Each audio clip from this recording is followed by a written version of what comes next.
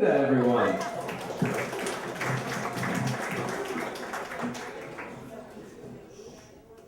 I'm going to start out by asking anybody over here to look down and see if they can see my Fitbit.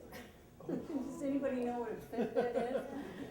I had one on my pants and now it's gone, so it could be over there by the table. So that's my first bit of courage is to ask you to do that.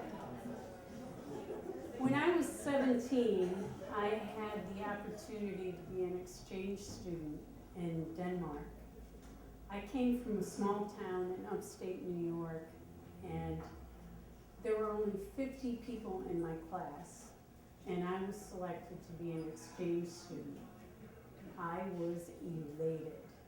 I thought, party time on the other side of the ocean. So I went with a group of other students, and we were trained for 2 weeks in Copenhagen on a real whirlwind language, introduction to the language. And then we were sent out to live with families for the next 6 months. I got out and met my family, and it was way out in the country. It wasn't big city like I'd been hoping for, because I was from a little town. I was hoping for the big city. But I was in a little tiny town, and the father in the family was an English professor at a Danish university. He was Danish, but he knew English and he taught English to the university students. And he took me on as his project. He was going to teach me Danish. And every night he spent 2 hours with me teaching me Danish. And they told me that when you dream in a language, then you know it. So my hope was that I could learn the language enough to dream in it. When I went to school, all the students were excited to have an American student there so they could practice their English.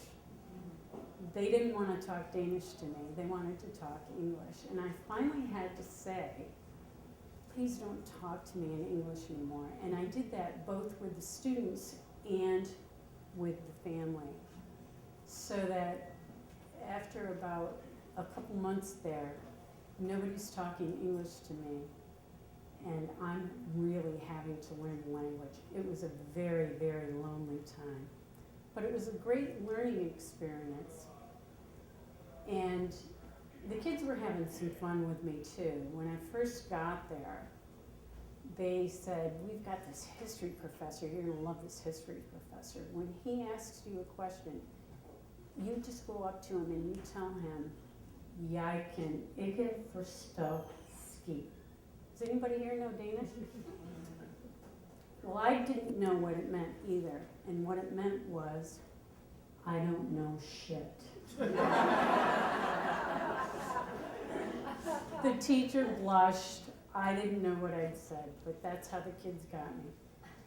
Anyway, I progressed to the end of the time that I was going to be there.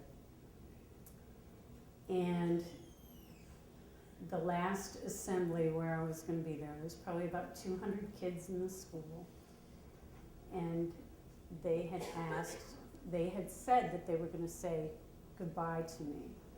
And my plan was to get up and say goodbye to them, to give a speech in Danish. And when they announced my name, I stood up and I froze. And I sat back down. I lost my courage. I couldn't do it. By the way, you may have heard that speaking in public is a huge fear. Some people fear it more than death. And that's what happened to me. I had this huge fear of speaking in public when I had planned to say goodbye to them and to say thank you. And I sat down, and it's a thing that I've regretted all my life.